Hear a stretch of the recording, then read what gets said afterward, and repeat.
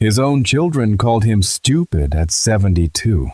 But Franklin Williams would prove that the human spirit knows no expiration date, and that sometimes our greatest victories come disguised as our deepest humiliations. Hello, beautiful souls. Before we dive into Franklin's extraordinary journey, I want you to know that this story isn't just about learning languages.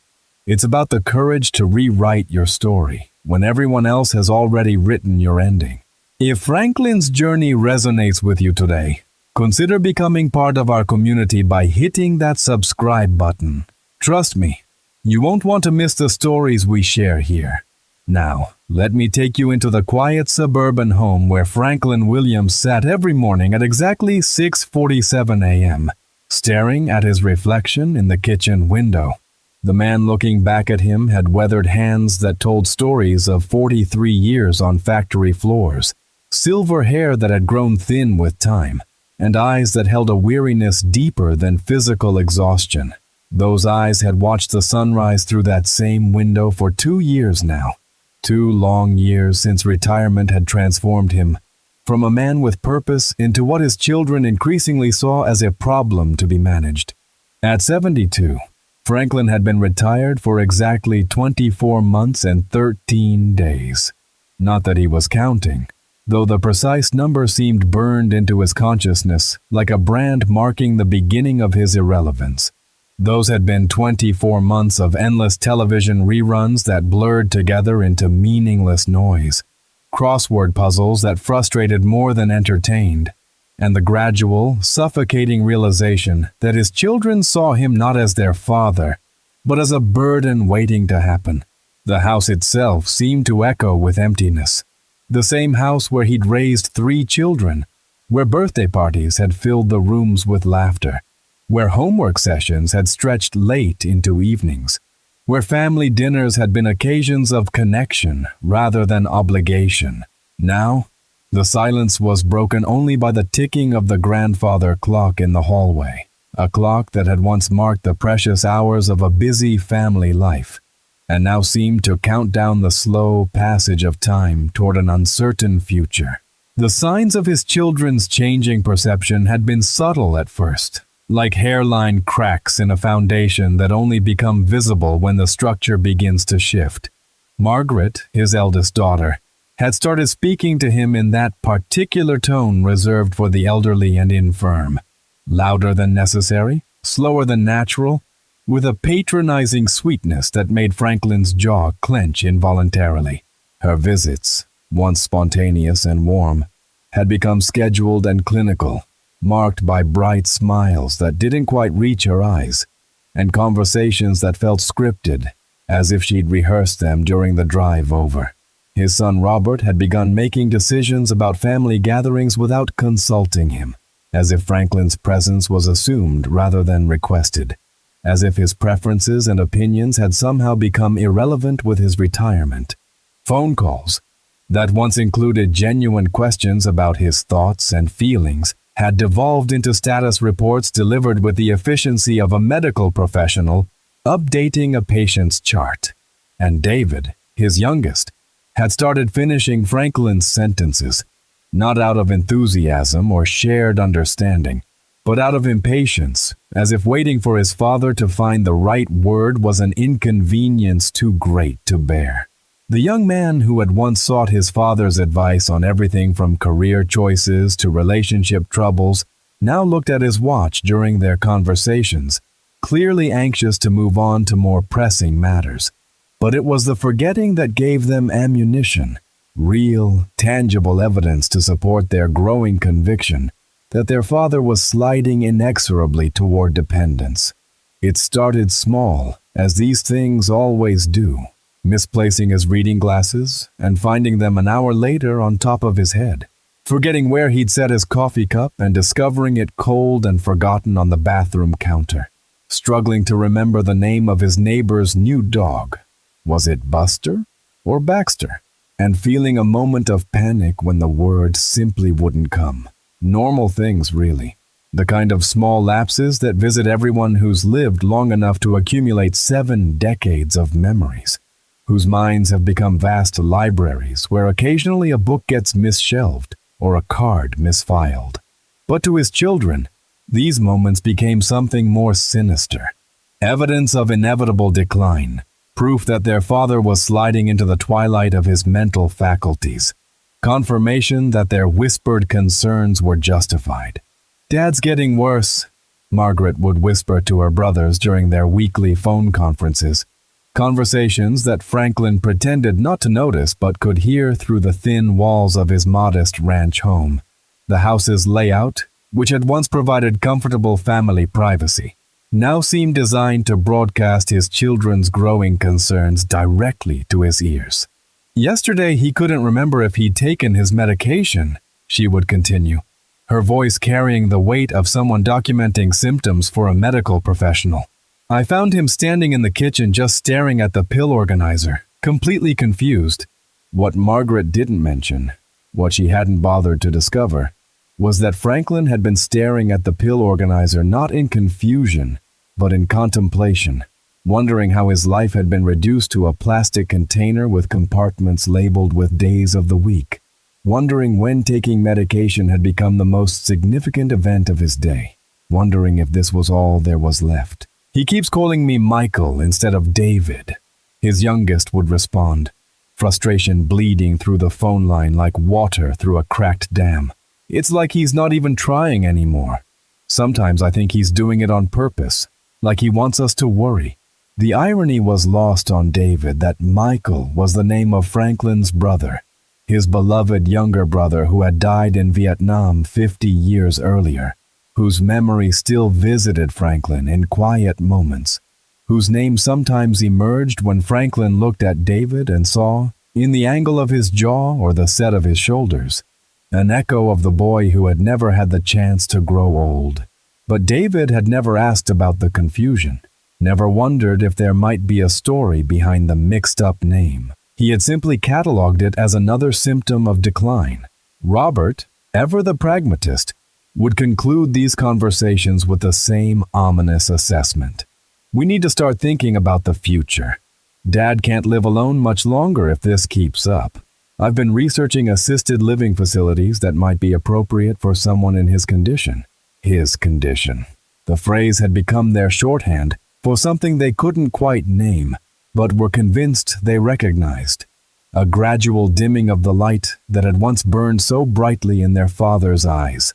What they didn't understand, what they had never bothered to discover, was that Franklin's mind wasn't failing.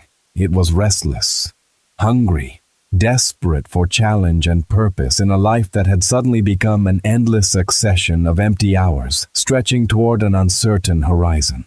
Franklin had always been what people called a simple man, though the simplicity was more in his approach to life than in his capacity for complexity. He'd left school at 16 not from lack of ability, but from economic necessity, when his father's back injury had made Franklin the family's primary breadwinner overnight. The textile mill that employed half his hometown had offered steady work and decent pay, enough to support not just himself, but his younger siblings and ailing parents. He'd married young to Sarah, a girl from the next town over who had eyes like morning coffee and a laugh that could chase away the darkest moods. Together they'd built a life measured not in grand gestures, but in small, steady acts of devotion. Packed lunches prepared before dawn, homework help given after long days at the factory, bedtime stories read in voices hoarse from machinery noise, but tender with love. Franklin had worked double shifts to support his growing family, his body learning the rhythm of honest labor, while his mind wandered during the repetitive hours. He never complained about the ache in his back that had started in his 30s and never really left, or the monotony of days that blended into years of identical motions. His hands knew the language of machinery. His body understood the rhythm of industrial work. But his mind had always yearned for something more. In the quiet moments between shifts, during lunch breaks in the factory courtyard, or coffee pauses when the machines fell silent for maintenance, Franklin would find himself drawn to snippets of conversation from the foreign workers who came and went through the factory like migratory birds following the seasons of industrial demand. There was the musical cadence of Spanish as the maintenance crew from Mexico joked during their lunch break, their laughter requiring no translation to communicate joy and camaraderie. The passionate gestures of the Italian supervisor as he explained new procedures, his hands painting pictures in the air that somehow made complex technical concepts crystal clear, even to those who didn't understand his words. The melodic flow of French from the exchange student who worked in the office one summer, her voice turning even mundane workplace communications into something that sounded like poetry. Franklin had always wondered what it would be like to understand these hidden worlds of meaning, these doorways to different ways of thinking and being. He would catch himself trying to parse the patterns, attempting to identify repeated sounds that might be words, gestures that might carry consistent meaning. But wondering was as far as it went. A man with 3 children, a mortgage, and elderly parents doesn't have time for such luxuries as language learning or intellectual curiosity. The dreams had persisted, though, showing up in unexpected moments. When Sarah would describe a French film she'd seen with her book club, Franklin would wonder what it would be like to understand the actor's actual words instead of reading subtitles. When neighbors who had immigrated from various countries would struggle to communicate with local shopkeepers, Franklin would imagine being able to bridge those gaps, to be a translator of not just words, but understanding. But dreams were for people with different lives, people with college educations and flexible schedules, and the luxury of pursuing interests rather than necessities. Franklin had learned to tuck these dreams away like letters never sent, acknowledging them briefly before returning to the practical demands of providing for his family. Now, at 72, Franklin had nothing but time and children who believed he was losing his mind. The breaking point came on a Tuesday evening in October, during what his family had begun calling their monthly check-in dinner. The name itself carried implications that made Franklin's stomach tighten. He was no longer a father whose company was sought for its own sake, but a responsibility that needed monitoring, a situation that required management. Margaret had prepared pot roast, Franklin's favorite, though she'd forgotten that he'd asked her countless times over the past year to go easy on the salt due to his blood pressure. The oversight wasn't malicious, but it spoke to a larger pattern. His preferences and needs had become background noise in conversations increasingly focused on his limitations and requirements for care. They sat around the dining room table that had hosted decades of birthday celebrations and holiday gatherings, but the atmosphere felt clinical, procedural. The same table where homework had been spread out for checking, where career decisions had been debated, where grandchildren had been introduced to the family, now felt like a conference room where Franklin's future was being decided by committee. The conversation started safely enough. Updates on work, discussions of the grandchildren's latest achievements, mentions of home improvement projects and vacation plans. But Franklin could sense the undercurrent of purpose beneath the social pleasantries, the way his children exchanged meaningful glances when they thought he wasn't looking. "Dad, we've been thinking," Robert began, setting down his fork and assuming the slightly formal tone he used in his law practice when delivering difficult news to clients. "Maybe it's time you considered some activities. To keep your mind active." And the phrase, "keep your mind active," landed like a medical diagnosis, carrying with it the implication that his mind was currently inactive, that stimulation was something that needed to be prescribed rather than sought naturally. Franklin set down his own fork, already sensing where this conversation was heading. "What kind of activities?" "Well," Margaret interjected, her voice taking on that bright, artificially encouraging tone she'd perfected for difficult conversations with her teenage children. "There's a senior center downtown that has card games, and they do those paint-by-number classes." "Paint by numbers," Franklin repeated quietly, the words carrying a weight that his daughter didn't seem to recognize. "Paint by numbers. a hobby designed for people who couldn't be trusted to choose their own colors, to make their own creative decisions, to deviate from predetermined patterns. And David found this great puzzle club, she continued, gaining momentum as if enthusiasm could disguise the condescension inherent in the suggestion. They meet twice a week, work on those big 1,000-piece puzzles. Very good for cognitive function, according to the research I found online. Cognitive function. Another clinical phrase that reduced Franklin's rich, complex inner life to a series of measurable outputs, as if his worth could be quantified by his ability to fit small pieces together according to a predetermined image. Franklin felt something stir in his chest. Not anger, exactly, but something deeper and more dangerous. A lifetime of being underestimated, of having his intelligence measured by his lack of formal education, of being seen as limited because he worked with his hands instead of his mind, crystallized into a moment of perfect clarity. He thought of all the complex problems he'd solved on factory floors over 4 decades, the troubleshooting that required not just technical knowledge but creativity and intuition. He remembered the way he'd helped his children with their homework, finding ways to explain difficult concepts that their teachers hadn't thought of. He recalled the budgets he'd managed, the home repairs he'd figured out, the countless small innovations he'd developed to make his work more efficient. But none of that counted now, because he occasionally misplaced his glasses, and sometimes called his youngest son by his deceased uncle's name. Actually, he said, his voice steady but with an edge his children had never heard before, I was thinking about taking a language class. The silence that followed was deafening, heavy with implications. Robert's fork clinked against his plate as his hand went still. Margaret's mouth opened slightly, as if she wasn't sure she'd heard correctly.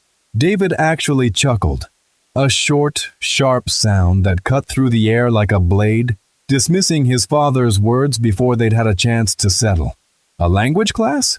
David repeated, still smiling that patronizing smile that parents use when their toddlers announce ambitious career plans. Dad, come on, be realistic. What's unrealistic about it? Franklin asked, his voice remaining level despite the heat building in his chest. The 3 siblings exchanged glances, quick, knowing looks that spoke volumes about their assessment of their father's mental state, their shared understanding that they were dealing with someone whose judgment could no longer be trusted. Dad, Margaret said gently, as if speaking to a confused child who had suggested something adorably impossible.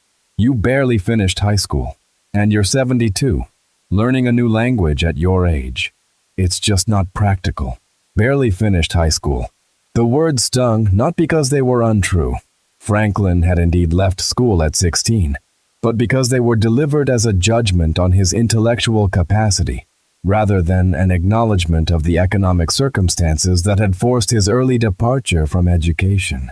Besides, Robert added, his lawyer's mind organizing the evidence against his father's proposal, you can barely remember where you put your glasses half the time. How are you going to remember verb conjugations and vocabulary? The cognitive demands of language learning are significant even for younger people with more intact memory systems. Each word was chosen carefully, clinically, designed to sound concerned rather than dismissive. But Franklin heard the underlying message clearly. You are too old, too forgetful, too limited to take on such a challenge. But it was David's next words that sealed Franklin's resolve, that transformed a passing idea into an ironclad determination. Face it, Dad, you've never been the sharpest tool in the shed. There's no shame in that. But trying to learn a language now, you'll just embarrass yourself. And us. The words hung in the air like smoke from an extinguished candle, carrying with them the accumulated weight of decades of subtle condescension. Franklin looked around the table at his 3 children, successful, educated, accomplished adults who had somehow convinced themselves that their father's worth could be measured by the depth of his formal education and the sharpness of his memory at 72. He saw pity in Margaret's eyes, the kind of gentle sadness reserved for those whose limitations must be accepted and accommodated. He saw impatience in David's expression, barely concealed irritation at having to explain obvious realities to someone too diminished to recognize them himself. And worst of all, he saw resignation in Robert's posture, the weary acceptance of someone checking items off a list of managing Dad's decline. Something crystallized in that moment, as clear and hard as winter ice. Not anger. Franklin had learned long ago that anger was a luxury he couldn't afford, an emotion that consumed more energy than it provided, but determination. Pure, crystalline determination, born from a lifetime of being underestimated and 7 decades of dreams deferred. His children saw an old man whose best days were behind him, whose future consisted of managed decline and supervised activities designed to slow the inevitable progression toward complete dependence. They saw someone whose story was essentially finished, whose remaining chapters would be brief epilogues detailing the gradual erosion of capability and dignity. But Franklin saw something different. He saw a man who had spent 72 years accepting other people's assessments of his limitations, believing that intelligence was the exclusive domain of the formally educated, that learning was something that happened in classrooms during youth and ended with the conferring of degrees or the beginning of real life. He saw a man who had never tested the true boundaries of his capabilities, who had never pushed against the artificial limits imposed by circumstance and expectation. He saw someone who had spent decades nurturing quiet dreams and had finally reached a point in life where the practical objections, time, money, family obligations, had evaporated, leaving only the question of whether those dreams had any substance. "I see," he said quietly, folding his napkin and placing it beside his plate with the deliberate precision of someone making a decision that would reshape everything that followed. "Well, thank you all for dinner. Margaret, the roast was delicious."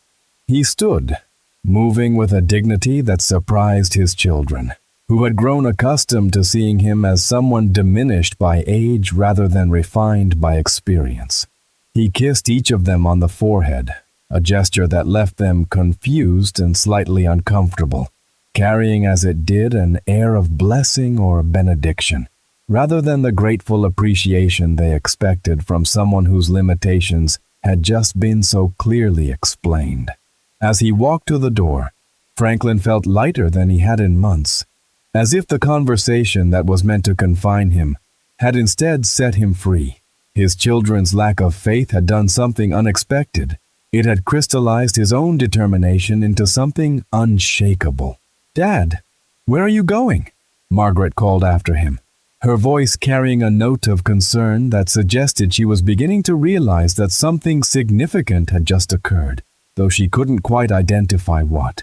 Franklin paused at the threshold, his hand on the doorknob, and for just a moment he allowed himself to imagine their reactions when they discovered what he was capable of. The thought brought the first genuine smile he'd worn in months. Not the polite, resigned expression he'd been wearing to family gatherings, but something authentic and anticipatory. "Home," he said simply. "I have some research to do." That night, Franklin sat at his kitchen table with his old laptop, a gift from Robert 3 Christmases ago that had been presented with instructions so detailed and condescending that Franklin had barely used it, relegating it to the status of an expensive decoration that reminded him of his supposed technological incompetence. But tonight, the laptop became his gateway to a world he'd never known existed.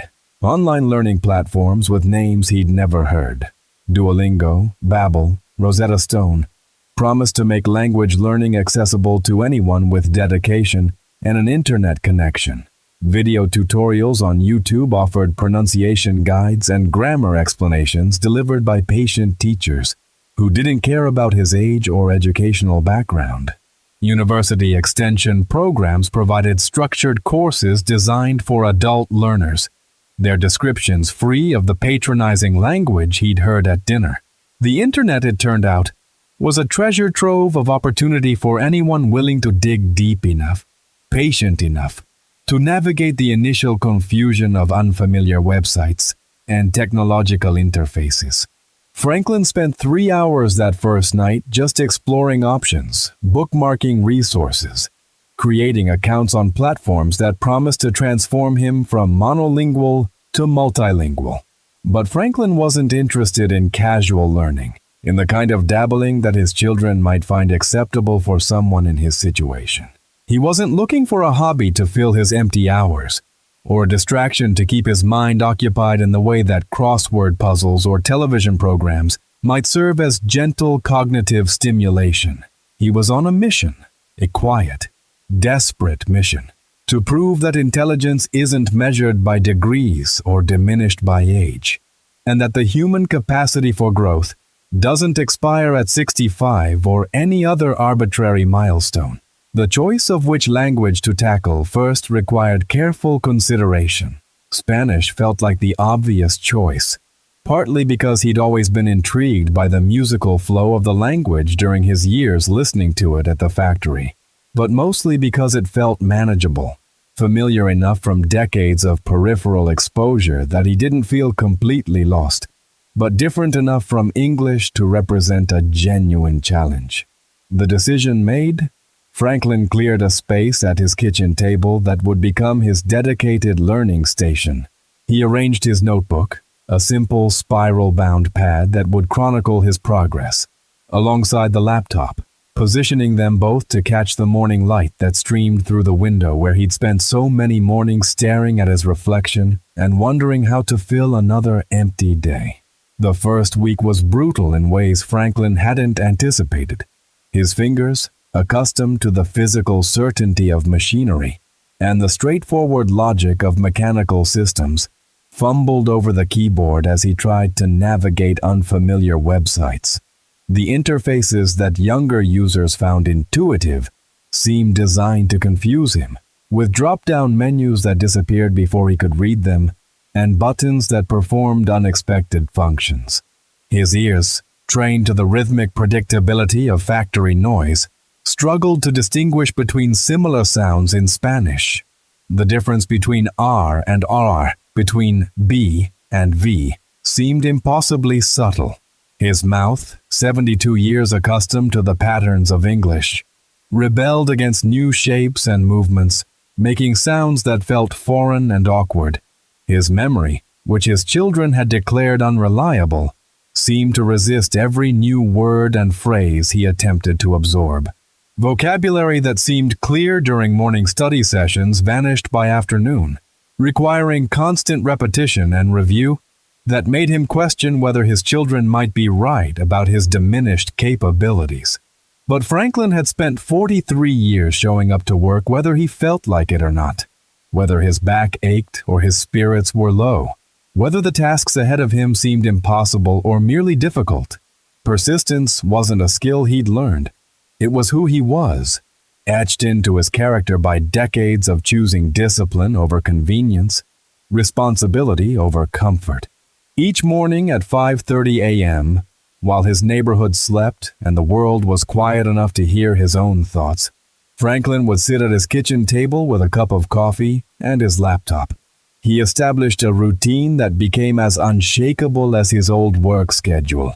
30 minutes of vocabulary building, focusing on the most common words and phrases that would form the foundation of everything else. Then pronunciation exercises, repeating sounds until his mouth began to remember the proper shapes, his tongue learning to dance in new patterns. Grammar drills followed, the systematic study of verb conjugations and sentence structures that revealed the hidden architecture beneath the flowing surface of spoken Spanish. Franklin discovered that his decades of listening to machinery had actually sharpened his ear for patterns and rhythms, making it easier than expected to hear the subtle differences between similar sounds, to recognize the recurring structures that gave the language its internal logic. More surprisingly, he found that his years of learning complex manufacturing processes had taught him how to break down complicated systems into manageable components. Language, it turned out, was just another system, more beautiful than a textile loom, more complex than a printing press, but governed by rules and patterns that could be understood, practiced, and mastered through the same methodical approach he'd applied to everything else in his life. By the end of his first month, Franklin could introduce himself in Spanish, order coffee, and ask for directions. Small victories, perhaps, but they felt monumental to a man whose children had written off his intellectual potential, who had spent decades believing that his capacity for learning had somehow been exhausted by the practical demands of providing for his family. His second month brought longer sentences, then paragraphs, then his first halting conversation with a patient volunteer tutor through an online language exchange program. Maria, a widow from Madrid who was learning English, became Franklin's first glimpse into the profound joy of cross-cultural communication. Their conversations were awkward and punctuated by long pauses as they both searched for words, frequent reversions to dictionaries and translation apps, moments of frustration when complex thoughts couldn't be expressed with their limited shared vocabulary. But they were real, genuine human connection transcending the barriers of language and geography, proving that communication was about more than perfect grammar or extensive vocabulary. Maria told him about her grandchildren, her garden, her late husband's love of American jazz music. Franklin shared stories of his factory days, his children's accomplishments, his late wife's passion for reading. Neither could express themselves with the nuance and precision they possessed in their native languages. But somehow, the limitations forced them to focus on what mattered most, to distill their thoughts to their essence. But Franklin's appetite had been awakened, and Spanish alone wasn't enough to satisfy the hunger for learning that had been dormant for so many decades.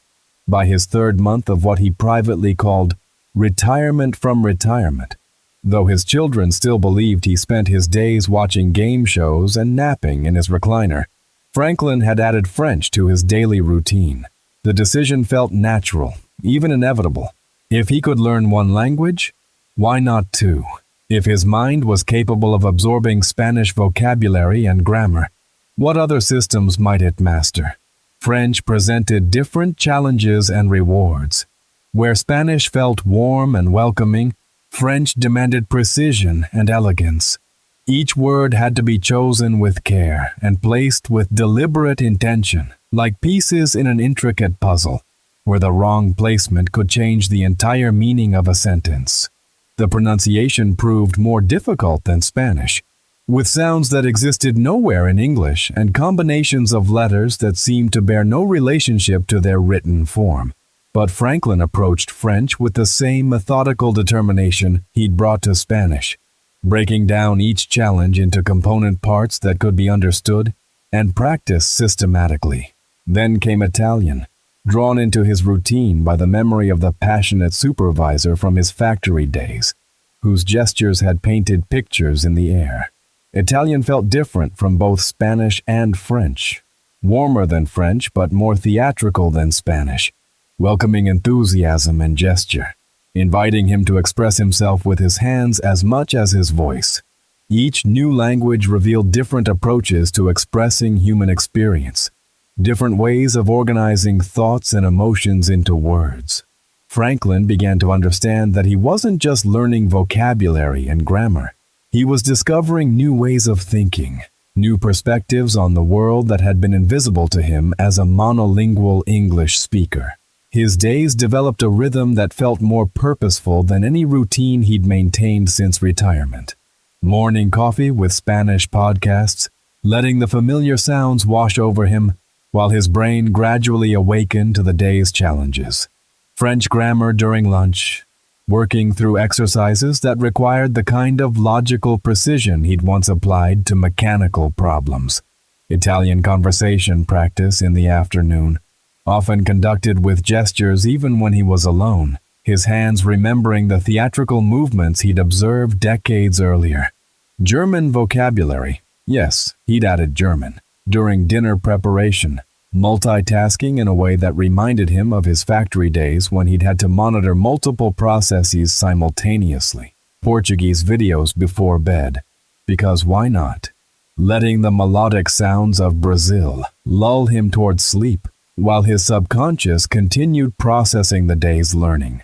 The physical act of learning began to reverse the mental fog that had prompted his children's concern in the first place. Challenged and engaged, Franklin's mind sharpened like a blade returned to the whetstone. He stopped misplacing his glasses because his brain was too busy tracking verb conjugations and pronunciation rules to lose focus on mundane details. He stopped calling David by his brother's name because his attention was fully present in every conversation, listening not just for meaning, but for the subtle musical patterns that make each language unique.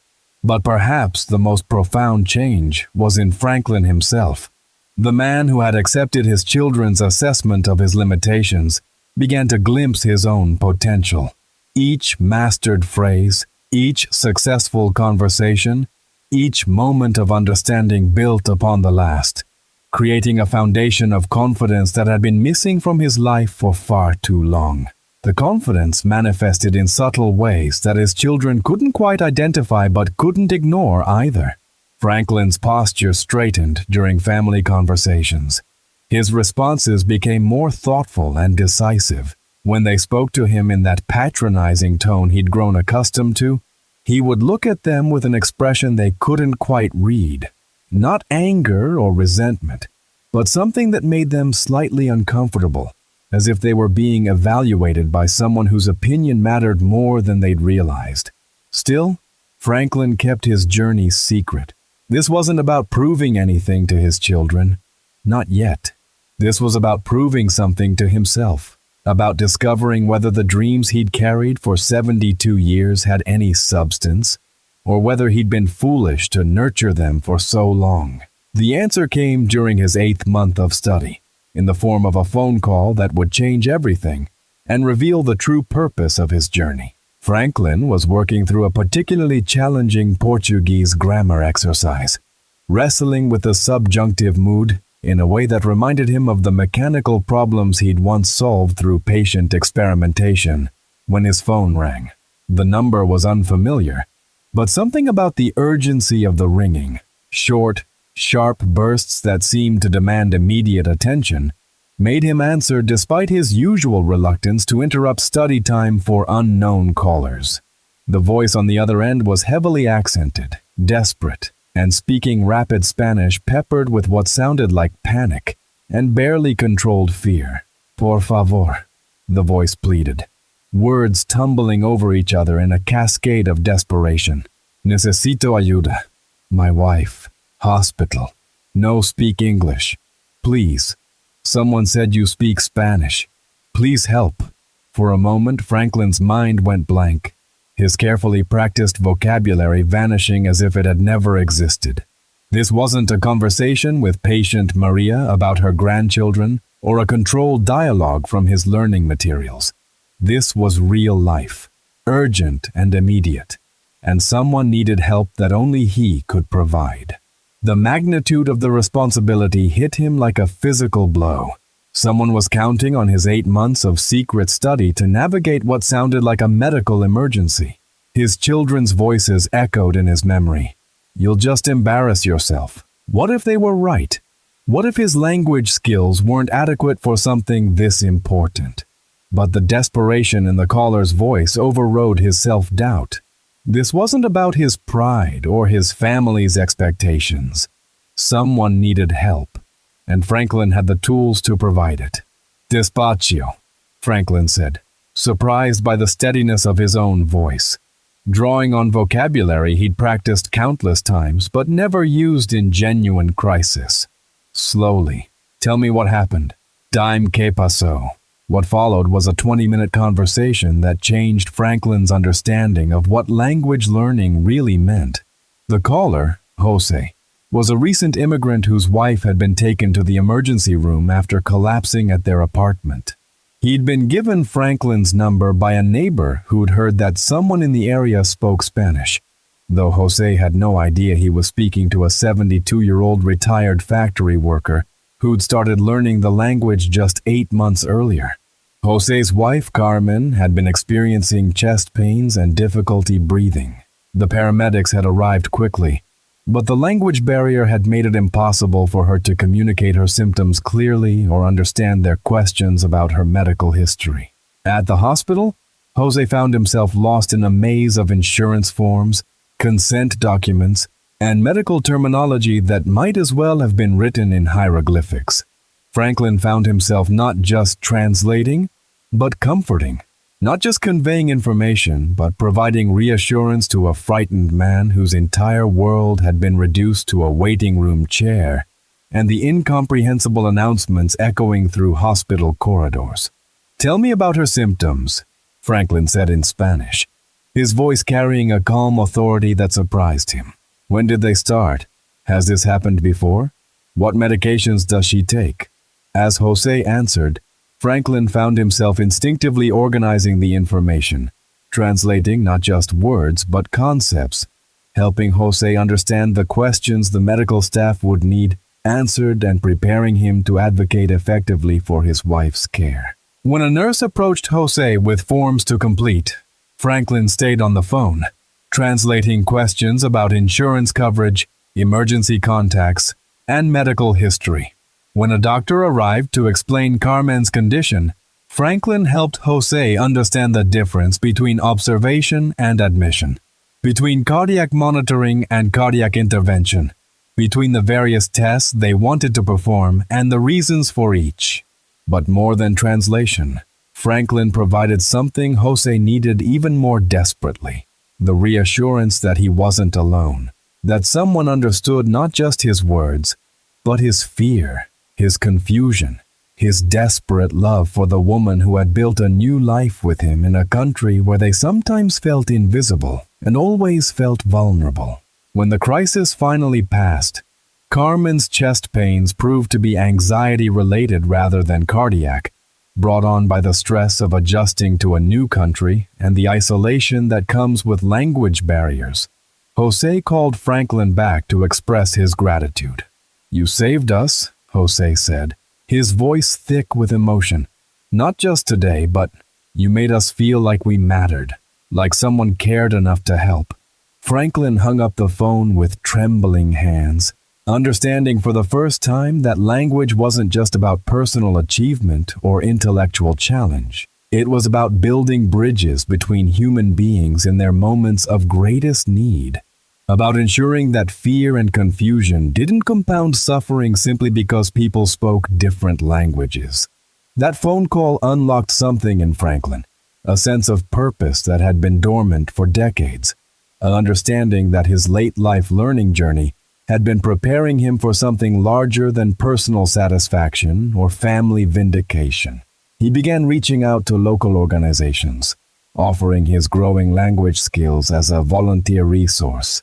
The Immigrant Services Center welcomed him immediately, desperate for volunteers who could help navigate the complex bureaucracy that surrounds everything from housing applications to medical appointments in America. The International Students Office at the community college added his name to their list of conversation partners, pairing him with students who needed practice with English, while helping him refine his skills in their native languages. The Refugee Resettlement Program was particularly grateful for his assistance. Families arriving from war-torn countries often found themselves overwhelmed, not just by the trauma they left behind, but by the seemingly impossible task of rebuilding their lives in a language they didn't speak, in a culture they didn't understand, surrounded by systems and bureaucracies that felt designed to exclude them. Franklin became their bridge to understanding. He helped Syrian families navigate school enrollment processes for their children, translating not just forms, but cultural expectations about parent-teacher conferences and extracurricular activities. He assisted Guatemalan refugees in understanding their rights as workers, explaining concepts like overtime pay and workplace safety that took on life or death importance for people who had fled economic desperation. His kitchen table, once a symbol of empty retirement hours, transformed into an informal command center where language met compassion. Refugees would call at all hours, early morning when they needed help preparing for job interviews, late evening when their children brought home assignment sheets they couldn't read, during lunch breaks when supervisors had given instructions they didn't understand. Each call reinforced Franklin's growing understanding that language learning had never been about proving his intellectual capacity to his children. It had been about discovering his purpose, a purpose that had been waiting patiently for 72 years for him to develop the tools necessary to fulfill it. By his first anniversary of secret study, Franklin was conversing in 8 languages with varying degrees of competence. Not fluently, he would never claim mastery, understanding that true fluency requires not just vocabulary and grammar, but cultural immersion that might take years to achieve, but competently enough to help a frightened family navigate a medical crisis, assist a confused student with housing paperwork, or simply provide the comfort of being understood in one's native tongue in a foreign land. His daily routine now extended far beyond personal study. Morning conversations with language partners scattered across 3 continents, each interaction teaching him something new, not just about grammar and pronunciation, but about the concerns and dreams that unite human beings regardless of the languages they speak. Afternoon tutoring sessions with refugee families, where he learned as much from their resilience and determination as they learned from his patient explanations of American customs and expectations. Evening phone calls from Jose, who had become not just a grateful beneficiary of Franklin's help, but a genuine friend. Their conversations had evolved from crisis management to genuine friendship, with Jose sharing updates about Carmen's adjustment to American life, and Franklin offering insights drawn from his own experience of navigating unfamiliar systems and expectations. His children remained oblivious to the transformation occurring in their father's life. They still saw the same quiet man who watched too much television and occasionally forgot where he'd left his reading glasses, though they had begun to notice that he seemed less available for their scheduled check-ins, often apologizing that he had commitments, without elaborating on what those commitments might be. They still spoke to him in that careful tone reserved for the elderly and cognitively fragile, still made decisions about family gatherings without consulting him, and still called each other weekly to discuss Dad's declining condition, though Margaret had begun to wonder privately if their father seemed somehow sharper lately, more engaged in conversations, less dependent on their management of his daily affairs. But Franklin had discovered something they couldn't see. Intelligence isn't diminished by age, it's refined by experience. His 72 years hadn't slowed his mind. They'd given him the patience and perspective necessary to tackle challenges that might have frustrated a younger, more impatient version of himself. Where a 22-year-old might have been discouraged by slow progress or frustrated by the complexity of grammatical rules, Franklin approached each challenge with a steady determination of someone who had learned that worthwhile achievements require time and persistence. Where a younger student might have been embarrassed by pronunciation mistakes or grammatical errors, Franklin had the confidence that comes from 7 decades of learning, that mistakes are simply information, opportunities to adjust and improve, rather than evidence of inadequacy. The truth couldn't stay hidden forever, and it was Margaret who stumbled upon her father's secret during one of her increasingly frequent check-in visits. She'd arrived unannounced on a Tuesday afternoon in late spring, armed with groceries and that bright, determinedly cheerful demeanor she'd perfected for managing her father's supposed decline. The key turned easily in the lock. Franklin had long ago stopped protesting his children's possession of spare keys, understanding that their need to monitor his welfare had become more important to them than his privacy. "Dad," she called as she let herself in, grocery bags rustling with the sounds of good intentions.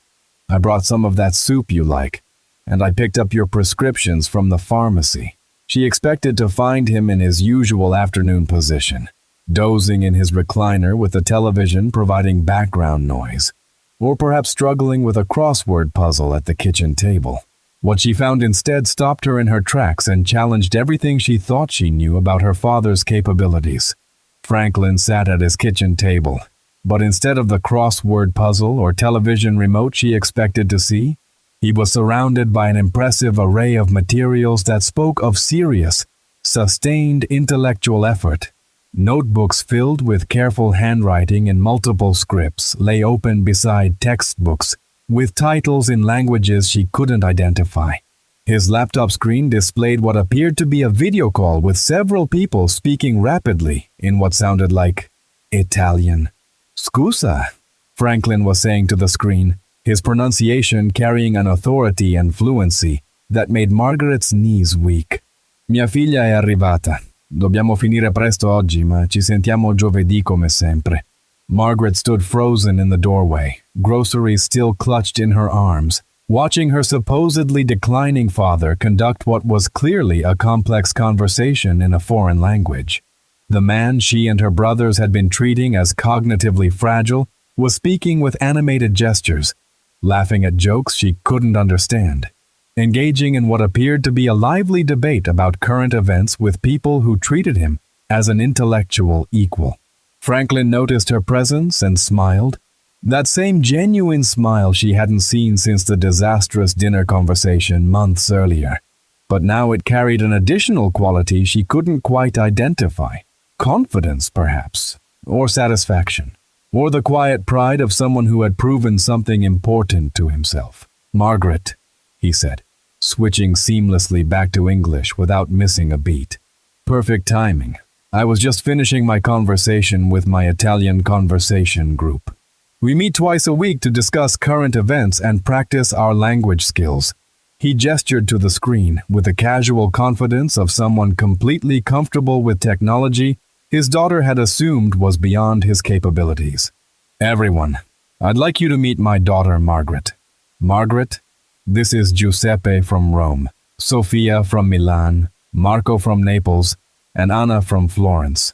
A chorus of warm greetings in accented English erupted from the laptop speakers, followed by a rapid exchange in Italian that made Margaret feel dizzy. The people on the screen were treating her father not as a curiosity or a charitable cause, but as a valued member of their group, someone whose opinions they sought and whose contributions they appreciated. "Ciao Franklin, ci sentiamo giovedì. Saluta tua figlia da parte nostra." Franklin responded to each farewell individually, his pronunciation and grammar apparently sophisticated enough to earn approving nods from native speakers. When he closed the laptop, Margaret realized she had been holding her breath. "Dad," she managed, setting down the groceries with trembling hands, her voice barely above a whisper. "What? How? How long has this been going on?" Franklin turned to face his daughter fully, and for the first time in months, perhaps years, she was looking at him, really looking, as if seeing him for the first time. The man she had been treating as a problem to be managed was sitting straighter, speaking more confidently, engaging with the world in ways she had never imagined possible. "About 14 months," Franklin replied with matter-of-fact calm that somehow made the revelation even more stunning. "I started with Spanish. Remember that conversation we had at dinner about language classes? Then added French, Italian, German, Portuguese, Mandarin, Japanese, and Russian. I'm working on Arabic now, but the script is proving more challenging than I expected." Margaret sank into the chair across from him, her mind reeling as she tried to process what she was hearing. Her father, the man they had been discussing in weekly phone calls as someone whose cognitive decline required careful monitoring, had spent more than a year secretly mastering multiple languages, while they worried about his ability to remember his medication schedule. 8 languages, she whispered. 8 and counting, Franklin confirmed. Though I should clarify, I'm conversational in all of them, but truly fluent in none. Fluency requires years of immersion that I may never achieve, but I'm competent enough to help people, to communicate effectively, to be useful. But you said you wanted to take a language class, and we all thought, you thought I was too stupid, Franklin finished gently, his voice carrying no anger or resentment, only the calm certainty of someone stating an obvious fact. I know what you thought, Margaret, all of you, and I understand why you thought it. The words hit Margaret like a physical blow, forcing her to confront the assumptions she and her brothers had made about their father's capabilities. They had seen his occasional forgetfulness and decided it meant cognitive decline. They had seen his lack of formal education and decided it meant intellectual limitation. They had seen his age and decided it meant his learning days were finished. Margaret's eyes filled with tears. Not the patronizing tears she'd shed while discussing her father's condition with her brothers, but genuine tears of shock, regret, and dawning realization. She was seeing her father clearly for perhaps the first time in her adult life, recognizing that she had been so focused on managing his limitations that she had never bothered to discover his capabilities. Dad, I'm so sorry. We never meant to. Yes, you did, Franklin interrupted, not unkindly, but with the firmness of someone who would no longer accept comfortable lies in place of difficult truths. You meant exactly what you said. You believed that because I didn't go to college? Because I worked with my hands instead of my mind? Because I sometimes forget where I put my glasses? That I was incapable of intellectual growth? You decided that my story was finished. That the only chapters left were decline and dependence. He reached across the table and took her hand, a gesture that reminded Margaret suddenly of her childhood, when her father's large, work-roughened hands had seemed capable of fixing anything that was broken. Now she realized that they had been capable of much more than she'd ever imagined. But here's what you didn't understand, Franklin continued, his voice carrying the patient authority of someone who had spent months thinking through exactly what he wanted to say when this moment arrived. Intelligence isn't a finite resource that gets depleted with age. It's not a trophy you win in school and display for the rest of your life. It's a muscle that grows stronger with use. A fire that burns brighter when it's fed with new challenges and opportunities. Margaret wiped her eyes, seeing her father clearly for perhaps the first time in her adult life. Why didn't you tell us? Why keep it secret? Franklin considered this carefully before answering, understanding that his response would shape not just this conversation, but his relationship with his children going forward. Because I needed to prove it to myself first, he said finally. I spent 72 years accepting other people's assessments of my limitations. Teachers who told me I wasn't college material because my family couldn't afford tuition. Supervisors who assumed that someone who worked with his hands couldn't contribute to process improvements or problem solving. And eventually children who loved me, but had somehow convinced themselves that aging meant automatic decline. He paused, looking around the kitchen that had become his learning laboratory, his connection to a world his children had never imagined he could access. I needed to discover what I was actually capable of before I could show anyone else. I needed to know that my dreams had substance, not just nostalgic impossibility. And I needed to understand that learning could be its own reward, not just a way to prove something to people who had already made up their minds about my abilities. The revelation couldn't be contained within the walls of Franklin's kitchen. Within hours of Margaret's discovery, Robert and David had been summoned to their father's house for an emergency family meeting. They arrived expecting to discuss their father's latest episode. Perhaps he'd been scammed by an online predator, or maybe he'd signed up for something beyond his understanding. Or worse, maybe he was showing signs of the paranoid delusions that sometimes accompany cognitive decline. What they found instead challenged everything they thought they knew about intelligence, aging, and their father. Franklin didn't lecture them about their assumptions or express anger at their years of condescension. Instead, he simply demonstrated what he had accomplished, letting his abilities speak louder than any argument could. He switched between languages as easily as changing television channels, his mind moving fluidly between different systems of grammar and pronunciation. Spanish flowed with the warmth and fluency of someone who had spoken it for years, each word chosen with precision and delivered with confidence.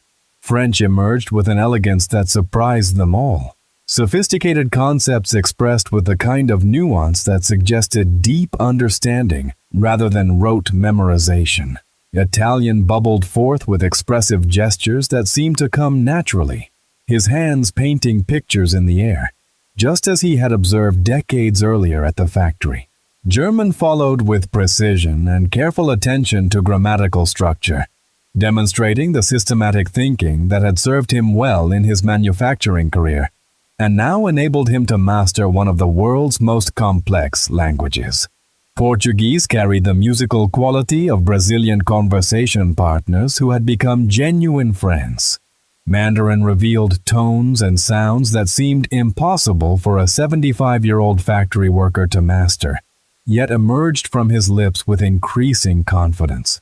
Even his limited Arabic and Japanese were impressive demonstrations of a mind that refused to accept artificial boundaries.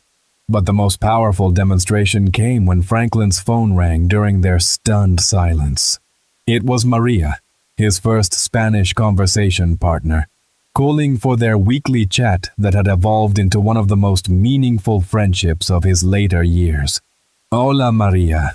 ¿Cómo estás? ¿Cómo está tu jardín esta semana? Franklin answered, his face lighting up with genuine affection and engagement as he inquired about her grandchildren, her health, her garden, her daily life in Madrid. For 20 minutes, Franklin's children watched their father be brilliant in ways they had never imagined possible. Not brilliant in the way they had defined intelligence, not academic or theoretical, or measured by degrees and certificates and standardized test scores, but brilliant in a way that mattered more. Brilliant at connecting with other human beings across cultural and linguistic divides, at building bridges of understanding and compassion, at proving that the capacity for growth and learning and wonder doesn't diminish with age, but can actually deepen and become more meaningful as life experience provides context for new knowledge. When Franklin hung up the phone, the silence in the room was different from the silence that had followed his original language class suggestion months earlier. This wasn't the silence of dismissal or condescension, of people who had already decided what someone else was capable of achieving. This was the silence of recognition, of shame, and of dawning respect for someone they had completely underestimated. "Dad," Robert said finally, his lawyer's voice rough with emotion he couldn't quite control. "I owe you an apology. We all do. A bigger apology than I think any of us knew how to give. We completely underestimated you," David added, staring at his father as if seeing him for the first time in his adult life. "All these years, we thought. We were so sure that we understood your limitations, that we knew what you were capable of, but we didn't know anything. You thought what you were taught to think," Franklin interrupted gently, his voice carrying no bitterness or resentment, only the patient understanding of someone who had spent months preparing for this conversation. "Society tells us that intelligence is the exclusive domain of the young and formally educated, that learning ends at some arbitrary age determined by retirement or physical limitations, that worth is measured by degrees rather than determination, by credentials rather than curiosity." He looked at each of his children in turn, seeing not the successful adults who had been managing his decline, but the curious young people who had once asked him endless questions about how things worked and why the world was the way it was. "I believed those lies about myself for 72 years, Franklin continued. "I accepted that my lack of formal education meant intellectual limitation. I assumed that working with my hands meant I wasn't capable of working with my mind. I thought that reaching retirement age meant my learning days were finished. I don't blame you for believing the same things. I taught them to you after all, by accepting them myself." Margaret spoke through her tears. "But you proved them wrong. You proved us all wrong." Franklin smiled, The same smile that had sustained him through 14 months of secret study, through countless hours of vocabulary drills and grammar exercises, through moments of frustration when progress seemed impossible, and breakthroughs when everything suddenly clicked into place. "I proved something much more important," he said. "I proved that it's never too late to become who you were meant to be. I proved that potential doesn't have an expiration date. And most importantly, I proved that the capacity for growth and learning and wonder isn't something that belongs to the young. It's something that belongs to the living." The story might have ended there, with family reconciliation and personal victory, with children learning to see their father as someone capable of continued growth rather than inevitable decline. But Franklin's journey had been about more than proving a point to his children or satisfying his own intellectual curiosity. It had been about discovering his purpose, and that purpose extended far beyond his family's recognition or society's expectations. 6 months later, Franklin Williams stood before the Riverside City Council, receiving an award he had never imagined possible. The certificate read, Citizen of the Year, but the real recognition came from the dozens of families he had helped, the immigrants who had found hope in his patient translation services, the students who had discovered confidence through his volunteer tutoring, the refugees who had found their voices through his compassionate advocacy. His children sat in the front row, no longer seeing their father as a burden or a liability or a problem requiring management, but as an inspiration, someone who had taught them that human potential doesn't diminish with age but can actually deepen and become more meaningful as life experience provides wisdom and context for new learning. They watched as one after another, people approached the microphone to share stories of how Franklin had changed their lives through simple acts of linguistic generosity and cultural bridge building. Jose took the podium first, the man whose desperate phone call had revealed to Franklin the true purpose of his learning journey. He spoke of the night his wife Carmen had been rushed to the hospital, of his terror at being unable to communicate her symptoms or understand the doctor's questions, of the stranger who had spent 20 minutes on the phone translating not just words but comfort, not just medical terms but hope. "Franklin saved my wife's life," Jose said, his voice carrying across the packed auditorium, "not because he's a doctor, but because he cared enough to learn my language so he could help me when I needed it most. He showed me that America could be a place where people like me matter, where our voices can be heard even when we don't have perfect English." Sophia from the Italian Conversation Group spoke next, describing how Franklin had become a bridge to understanding American culture for elderly immigrants who felt isolated and forgotten.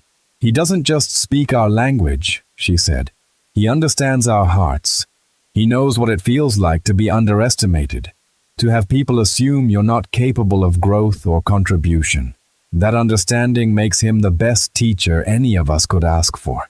Ahmad, a Syrian refugee who had learned English through Franklin's patient instruction, took the microphone with hands that no longer trembled when speaking in public. "When I came to this country, I was a doctor in Syria but couldn't even order coffee in America. Franklin didn't just teach me English. He taught me that starting over doesn't mean giving up everything you were before. He showed me that learning is about building bridges, not abandoning your foundation." Mrs. Chen, an elderly Chinese woman who had been isolated in her apartment for months, until Franklin began visiting weekly to practice Mandarin while helping her navigate American bureaucracy, spoke of loneliness transformed into friendship. "Franklin understands that language is about more than words," she said through her daughter's translation. "It's about dignity. When someone takes the time to learn your language, they're saying you're worth the effort." Franklin made me feel valuable again.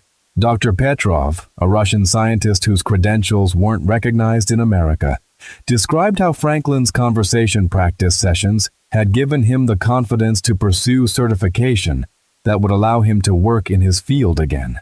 "In my country, I was professor," he said in carefully pronounced English. "Here, I was nothing. Franklin helped me find my voice again. helped me remember that knowledge doesn't disappear just because you cross borders.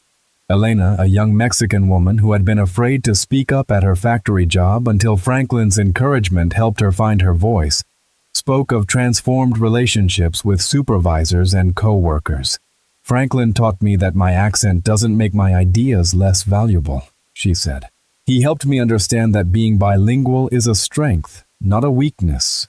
Luigi, an Italian chef who had struggled to communicate with American suppliers until Franklin became his informal business translator, described how language barriers had been transformed into cultural exchanges that enriched his restaurant's menu and his understanding of his adopted country. Each testimonial painted a picture of a man who had found in language not just intellectual challenge or personal satisfaction, but a calling that connected him to the struggles and dreams of people from around the world.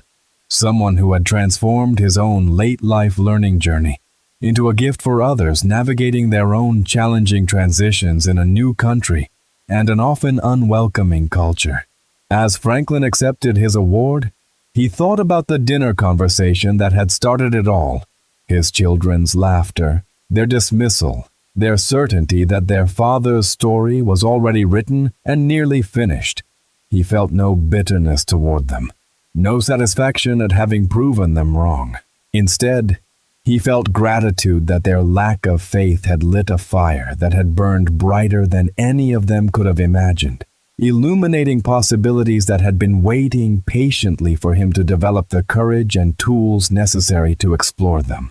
Learning, Franklin said in his acceptance speech, his voice carrying to every corner of the packed auditorium, isn't a young person's game.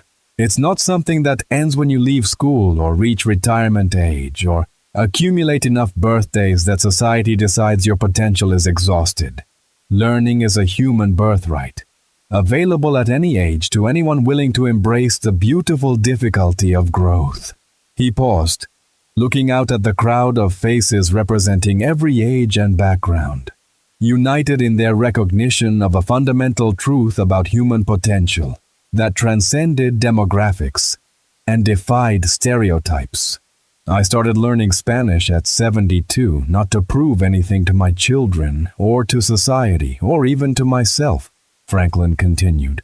I started because something deep inside me refused to accept that my story was over, that my capacity for wonder and growth had somehow been used up. What I discovered along the way is that when we dare to challenge our own assumptions about what we're capable of, we don't just change our own lives. We give others permission to reconsider their limitations too.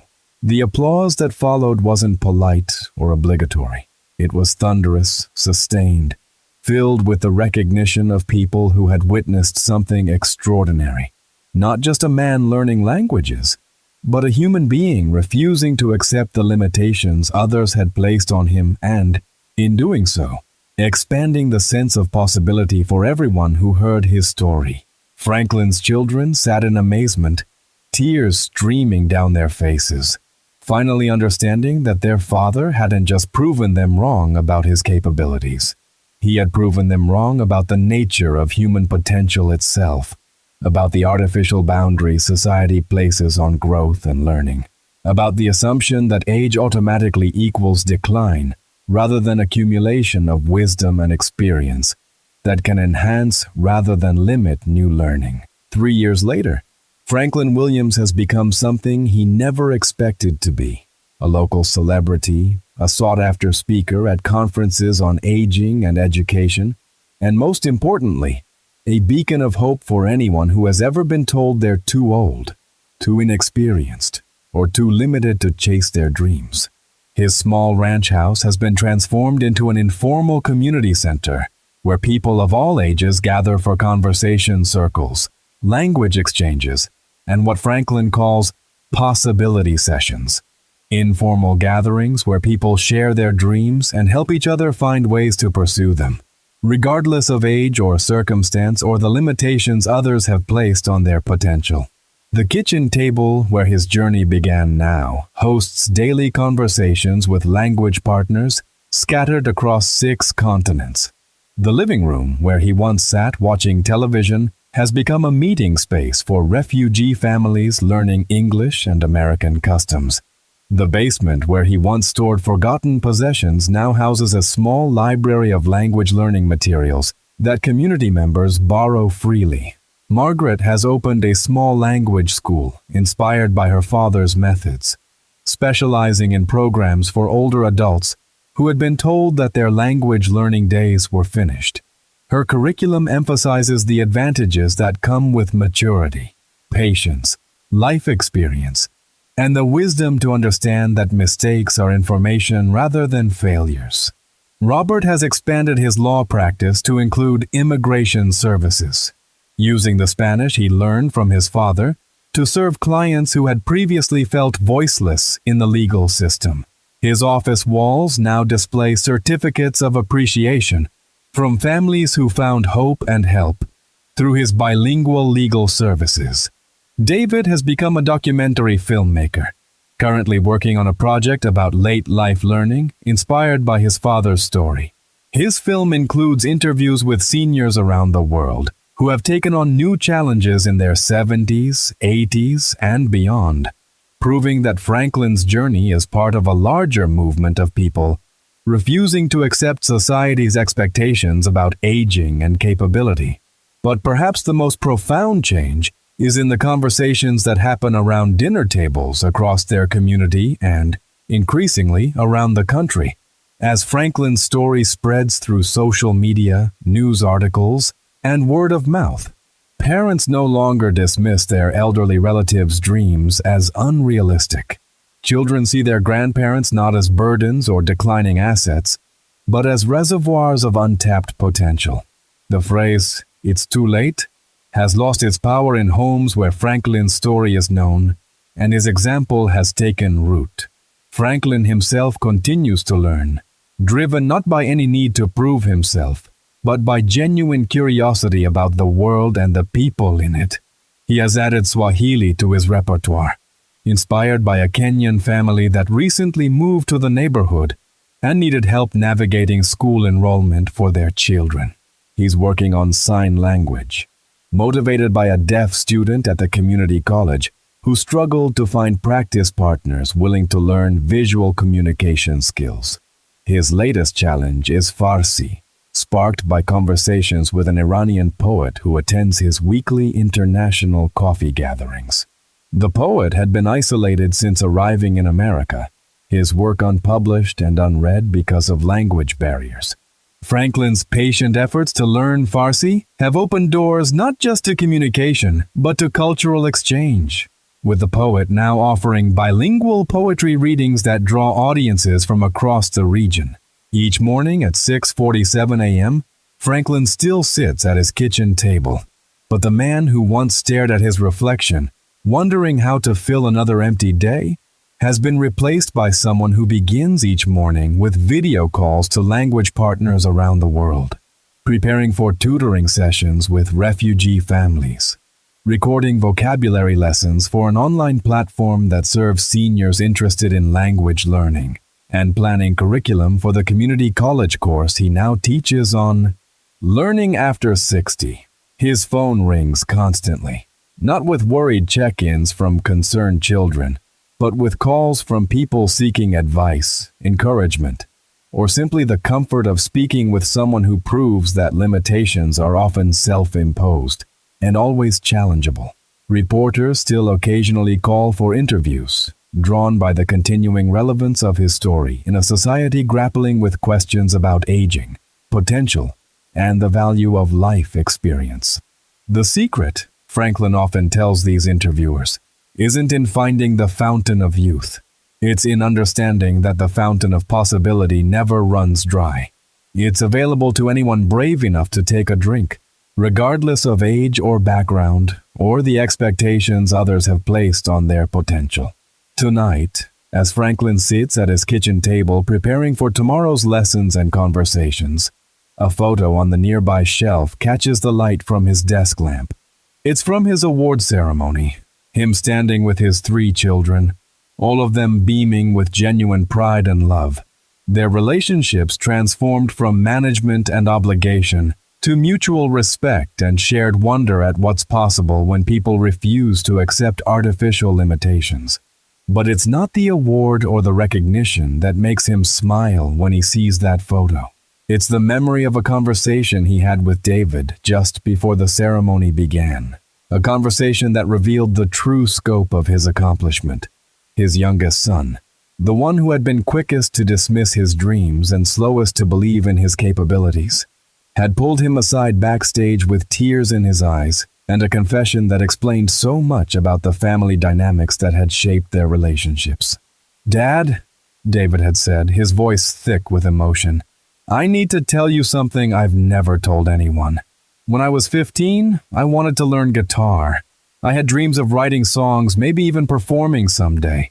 I mentioned it once at dinner, and when you asked if I was sure I had time for it with all my schoolwork and my part-time job, I took that as discouragement and never brought it up again."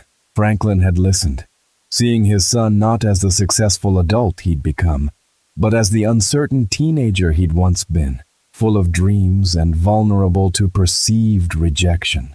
"I convinced myself that music wasn't for people like us," David continued, "people who worked with their hands instead of following artistic dreams. I told myself that practical concerns were more important than creative ones, that dreams were luxuries we couldn't afford. I spent 30 years believing that I'd missed my chance, that it was too late to explore the creative side of myself." The conversation had revealed something Franklin hadn't expected. His journey had given his children permission not just to see him differently, but to see themselves differently. His refusal to accept limitations had liberated them from limitations they'd placed on themselves.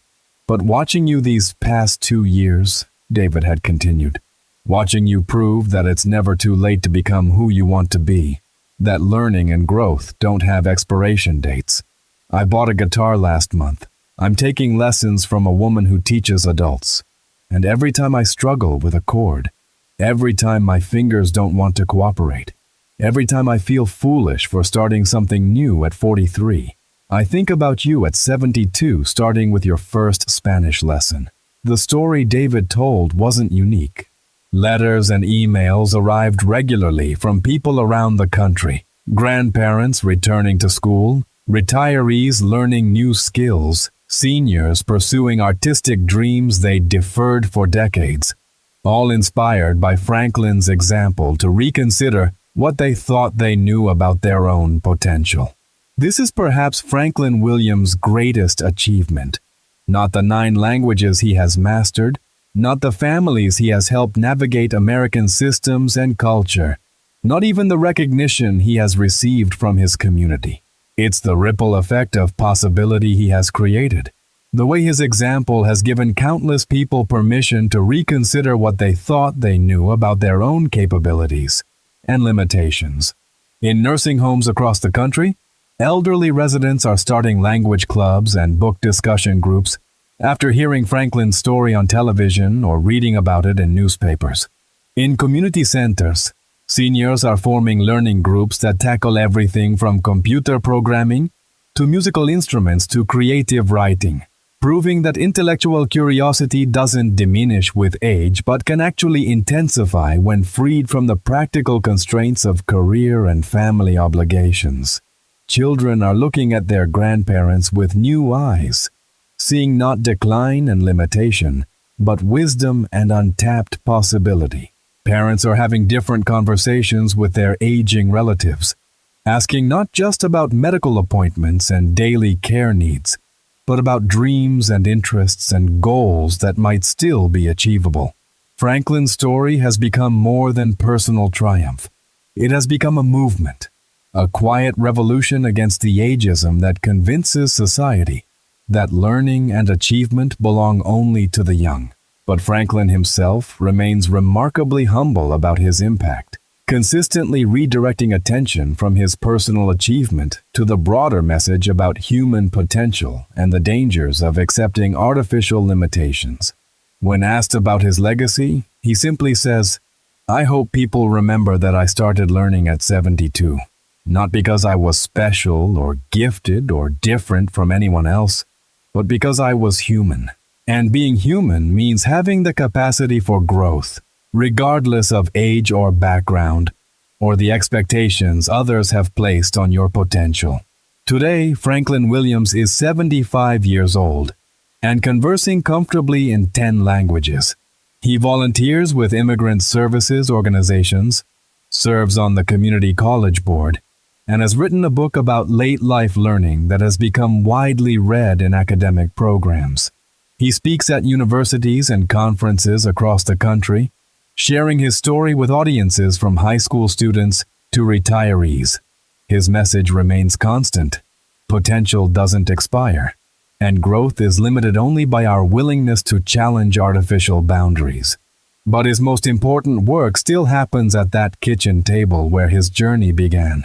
The place where a man his children called stupid at 72 proved that the human spirit recognizes no expiration date, that potential doesn't diminish with age, and that sometimes the most extraordinary journeys begin with the simple decision to refuse to accept other people's limitations as your own truth. Franklin Williams learned his first foreign word at 72, not because it was easy or practical, or because anyone believed in his ability to succeed. He began because something deep inside him refused to accept that his story was over, that his potential was exhausted, that his dreams were too late to pursue. In proving his children wrong about his capabilities, he proved something far more important about the nature of human potential itself. His own children called him stupid at 72, but Franklin Williams had the last word, spoken fluently in 10 languages, echoing in the lives he has touched and the possibilities he has awakened in countless hearts around the world. His message rings clear across all cultures and languages. It's never too late to begin again, never too late to discover who you really are, and never too late to prove that the human capacity for growth, learning, and transformation knows no boundaries, especially not the artificial boundary of age. Thank you for staying with Franklin's incredible journey until the very end. If this story touched your heart, I would love to know. From what city or corner of the world are you listening to us tonight? Please share this story with anyone who needs to hear it, because sometimes we all need a reminder that it's never too late to rewrite our story, never too late to surprise ourselves, and never too late to prove that the human spirit knows no expiration date. Franklin's journey reminds us that our greatest limitations are often the ones we accept from others, and our greatest victories come when we dare to challenge those limitations with courage, persistence, and the revolutionary belief that we are capable of more than anyone, including ourselves, ever imagined. His story teaches us that intelligence isn't measured by diplomas hanging on walls or the speed with which we process information in our youth. True intelligence is the willingness to remain curious, to keep growing, to refuse the comfortable prison of other people's expectations about what we can and cannot achieve. At 72, when society told Franklin his learning days were over, he proved that they were just beginning. When his own children saw decline, he created renaissance. When the world expected dependence, he chose independence and then used that independence to serve others who needed hope and help. Franklin Williams didn't just learn 10 languages after the age of 72. He learned something far more valuable, that the human capacity for growth, wonder, and transformation is the one force that truly knows no limits, respects no boundaries, and honors no expiration dates. Whether you're 17 or 77, whether you're facing your first challenge or your 1000th setback, whether you're surrounded by believers or drowning in doubt, Franklin's story whispers the same truth that changed everything for him. It's never too late to become who you were meant to be. Until next time, keep believing in the beautiful, boundless possibility of who you might become.